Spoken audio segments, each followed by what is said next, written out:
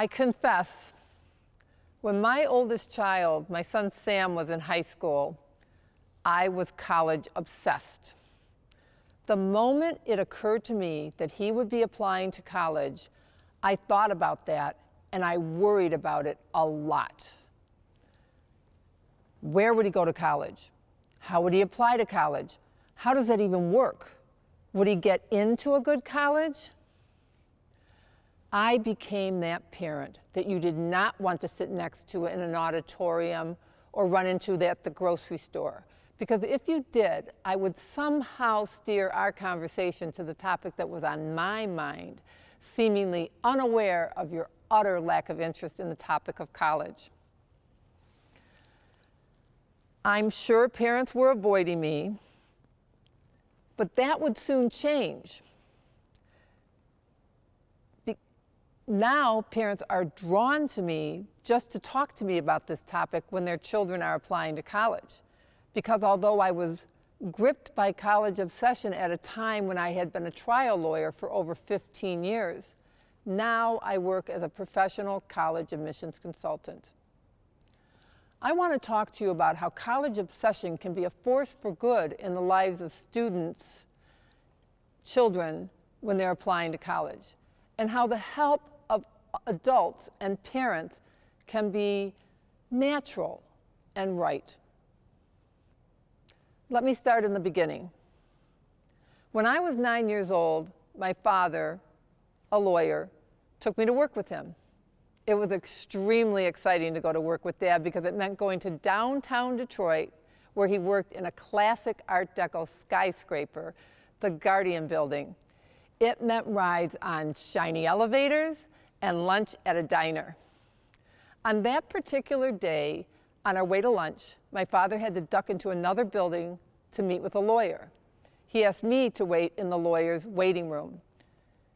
And that's when it happened. There on the coffee table in front of me was a glossy magazine.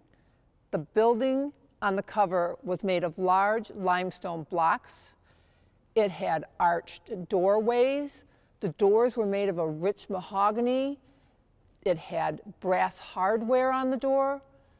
There was ivy climbing up the walls of the building and blue sky up above. It was a castle. When my father came out of the lawyer's office and saw me looking at the magazine, he said, "That's Yale. That's where all the smart people go to college. That's where all the brilliant people are." And he told me the lawyer he had just met with had gone to college there. I was amazed. There was a place where all the brilliant people were, where my father was proud just to know someone who had gone to school there, and no less, it was a castle. It made college seem wonderful. And I think it was in that moment that a little bit of college obsession was made a part of me and made a part of me forever. Now, I don't think I knew what a college was. I don't think college was even a thing back then. Where I grew up in the suburbs of Detroit, the worldwide epicenter of the automobile industry, many people in my life did not have a college degree. You didn't need a college degree to have a good job. In fact, my mother envied some of our neighbors who had jobs in the auto companies, whether they worked in assembly, sales, or some other position, because they had such stable, high-paying jobs. Now, don't misunderstand. My father was a lawyer. He was a solo practitioner. He made his living legal fee to legal fee. It was just a different way of making money, but we were doing just fine. So my mother's bit of envy, not particularly rational envy aside, everyone in my neighborhood was doing very well. We were all very comfortable. We lived very similarly. In fact, we lived almost identically because we lived in tract housing. All the houses were alike. Fast forward to the early 2000s when my son was about to start high school. Much had changed. By the time he did start high school in 2003, the income divide between people with degrees and people without degrees had widened by 60%. So that in 2003, a person with a college degree earned a median income of $16,000 more than someone without a college degree. The stakes were getting higher. Also, in 2003, U.S. News and World Report had been publishing its famous college rankings issue. And our minds were infused with the idea that there were best and better colleges. And more students were applying to those colleges. So naturally, the admissions rate, the chance of getting into those colleges, was steeply and rapidly declining. For example, in 1976, an applicant to Yale had a better than 26% chance of being admitted, a better than 1 in 4 chance of being admitted to Yale. That rate of admission, that rate of getting into Yale, had declined to below 9%. So now an applicant had less than a 1 in 11 chance of getting in. And it's not as though these colleges had become first come, first served. No, now every student that applied to Yale or any of these colleges was a needle in a haystack to be found among an increasing number of competitive applicants. Add to these stresses that according to recently published research by 2 economists, a certain parenting style started to arise that was much more involved, much more intensive and helpful to help children compete in this arms race for college admission. In fact, it was in the early 2000s that the term helicopter parent came into very common usage among college administrators who were experiencing these intensive, hypervigilant, hovering like a helicopter type parent. Helicopter parent. It's a headline grabbing term. In fact, journalists who write for media outlets like the New York Times, the Washington Post, and Harvard Health publications, just to name a few, have reported that it is said of these parents that they are robbing children of adulthood. They are putting children at risk of higher rates of anxiety and depression, and that these helicopters are themselves high-strung nuisances who are tormenting college administrators. Strong words, headline grabbing. But the good news is, we don't have any proof that these helicopter parents, so-called, exist in any significant numbers. We don't have the academic comprehensive research to show that they do. And what we think we know about these helicopter parents is largely based on anecdote. Recent research out of Eastern Illinois University that included a meta-analysis, a study of the studies of helicopter parents, found 2 things. First, the studies did not have agreed upon or common definition of what a helicopter parent was, and the definitions varied widely. So you could not compare one of the studies to the other. And secondly, those studies that did try to zero in on the prevalence of these parents were not able to show that these parents were particularly prevalent.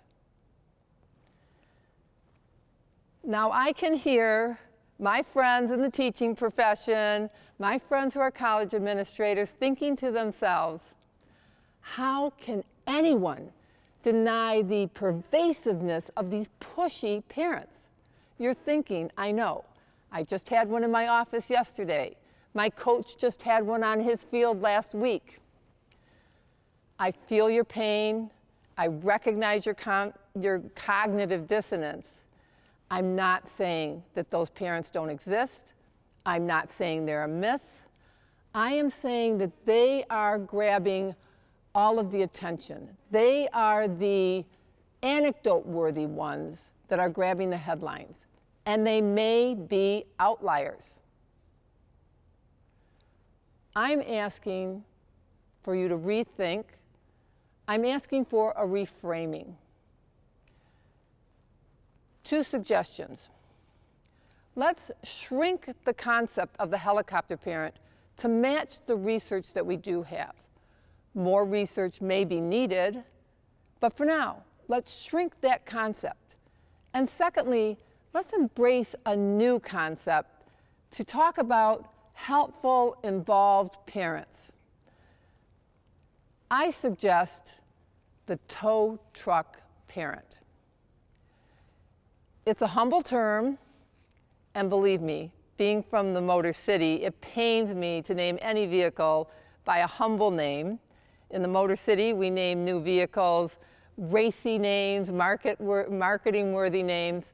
But this term, this humble term, tow truck parent, aptly describes what I have experienced with parents in the last several years. They are, to define them, like a tow truck, often available, come to the scene when needed, and can make repairs most of the time. I'm asking for a new classification of parent, so we can separate the hovering type from the more intermittent type, like the tow truck parent, from the parents that are just caring for their children. And to borrow a term of art from my prior profession, the standard of care for our children has been raised, necessarily, as the value of that college degree, both socially and economically, has increased, so has the need for the help of parents and adults in children's life increased. It's inevitable, it's rational, it's helpful. Intensive parenting is here to stay.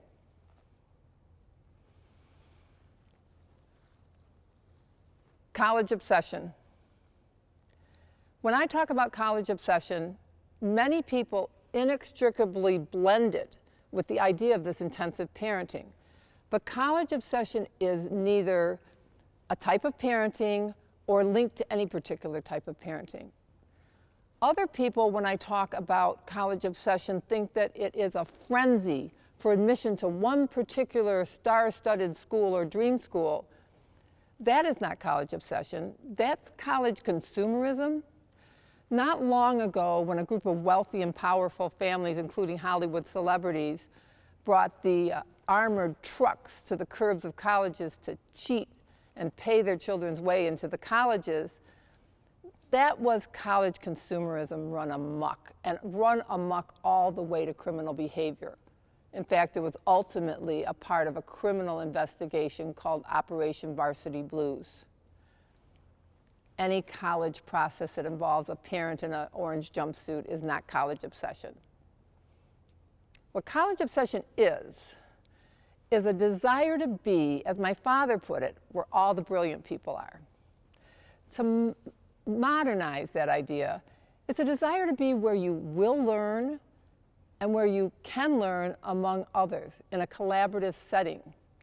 And that can be achieved at any four-year college, community college, trade school, or tech school. And you don't need armored trucks full of cash or any particular type of parenting to achieve that.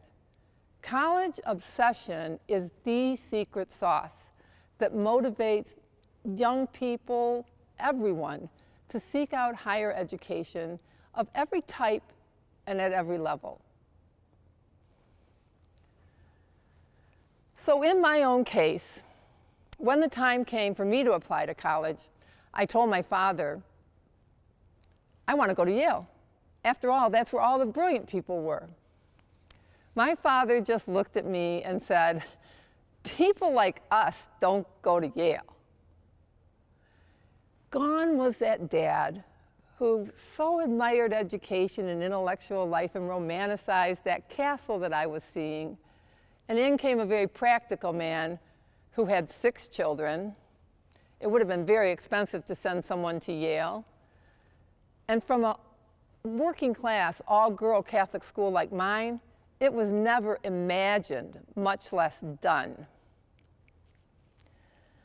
So if you've ever been in a building where there's a hallway and a velvet rope is across the hallway and a security guard wanders up to you as you go somewhere near the velvet rope and says to you, "Sir, madam, you don't belong there.